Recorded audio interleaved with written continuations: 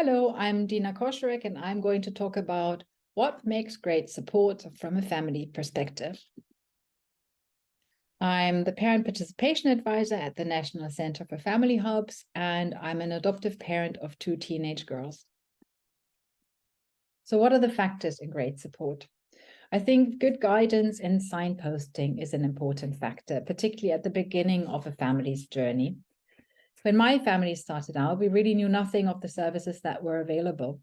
I knew very little about different types of therapy and what they entailed. I also didn't know what my children needed. I only knew what they struggled with. So giving parents an understanding of what's out there, which organizations can help, what support groups are available, which peer support groups are available is hugely helpful. Due to being adopters, I could go back to our adoption agency and they guided us. They really got the ball rolling and advised us. First families don't have that and will need family hubs to take this role.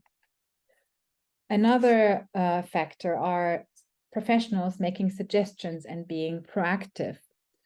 We currently have a key worker who's really amazing.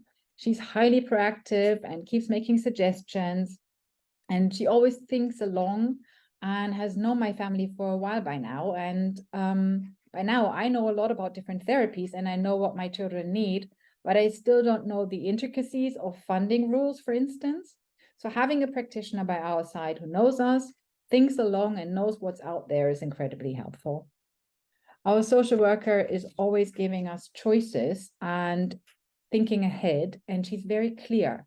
So for instance, if one assessment will impact the funds for the rest of the year, she will make us aware of that. And so I can take it back to my children, we can discuss it and sort of make informed choices. And that's really, really helpful. And all of this gives us a sense of control in situations in which we can very easily feel overwhelmed. Another important factor, I think, is flexibility. Children want to feel normal and parents usually have to work, and fitting in all the therapy sessions, assessments, health appointments, medical tests can be very challenging. So we're always grateful to practitioners who are flexible when they can be, when it's possible, of course. But not only when it comes to time and place, that's relevant. It's also an important aspect, I think, when it comes to the approach. One irony I've come across is that every book on adoption and therapy emphasizes that the parent should be part of the therapy in order to promote attachment. And every therapist I've come across, quite a few by now, with the exception of one, has tried to get me out of the room. For one of my daughters, that's absolutely fine, but my other one feels much safer and will actually share much more when I'm there. It has taken me many years to develop the confidence to say I want her to have the choice of me being there. So seeing the individual person or family and being flexible in approach can have a big impact. Making time for the parent and truly engage is an important aspect of support, I think. I know that practitioners are very stretched and it can take a long time to let a parent offload, but that is being supportive, I think. That hour can mean that the parent leaves feeling understood, supported, and then can go on helping their children, supporting their families.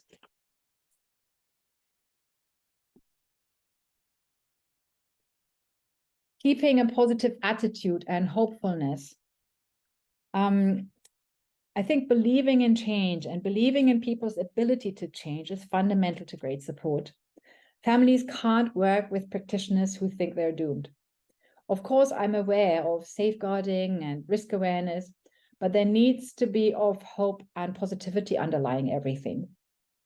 I've always felt that all the practitioners my family has worked with so far have really liked us as a family. They've wanted to help us. They liked my children. And they were very hopeful and positive at all times. And I think that in itself is support.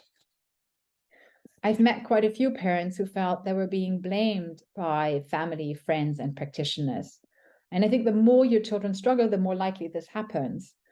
And it adds a lot of extra pressure, and it's the last parents need.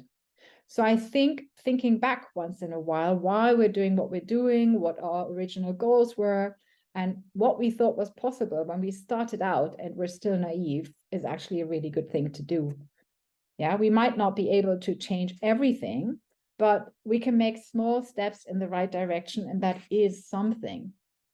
Resource availability. Of course, we all know that services are extremely stretched and that waiting times can be long.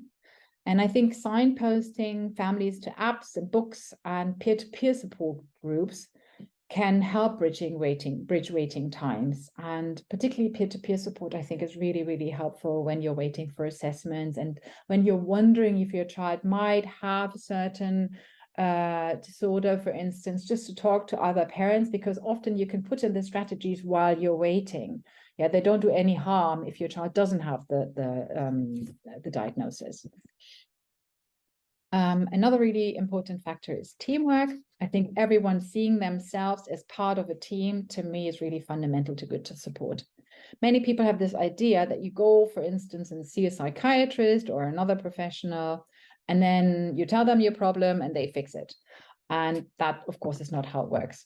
Professionals need families and children to work with them, to keep track of symptoms, to feed back on the effects of medication, and so on.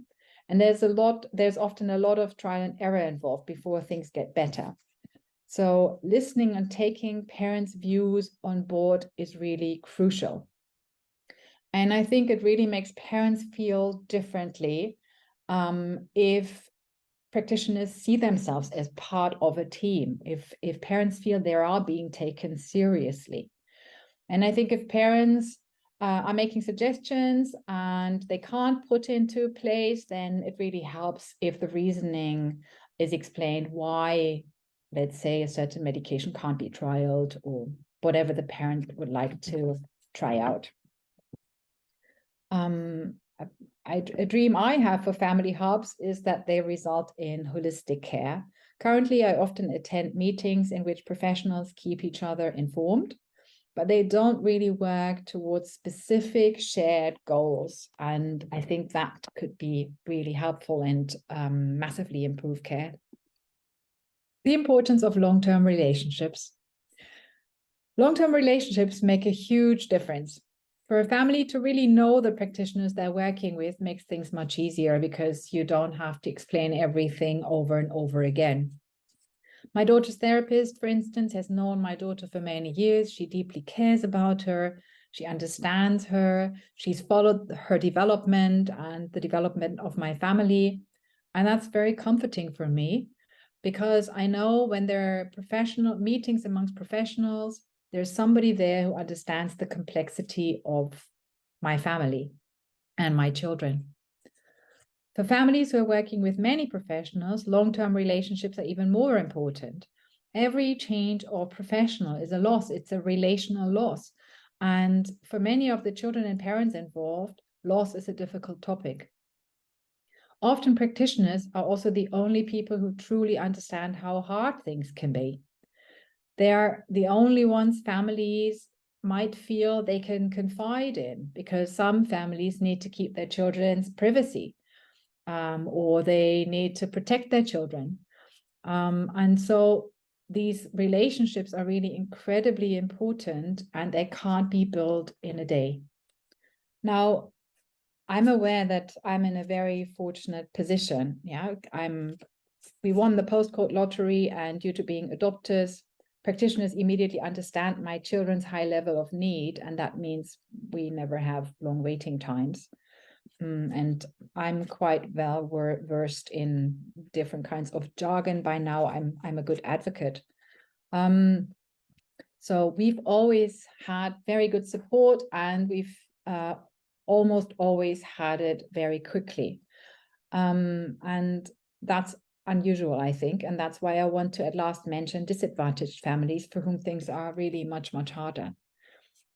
It's incredibly demanding to juggle several professionals. Just to give you an idea, I'm currently juggling about 12 to 15, and the number is growing. And that's impossible for vulnerable families without extra support. I don't have any solutions on offer, but I did not want to ignore the extra challenges these families face. For them, of course, long-term relationships are even more important. We have young people in our family who had a new social worker who started Life Story work straight away and left after 6 weeks. And that's very damaging, of course.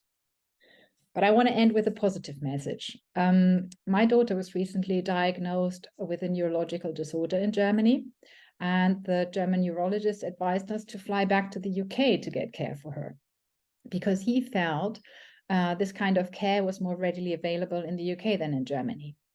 So while I've seen in the care in the UK that was below par, there's a lot of excellent support in the UK. And I hope Family Helps will further contribute to that. Thank you.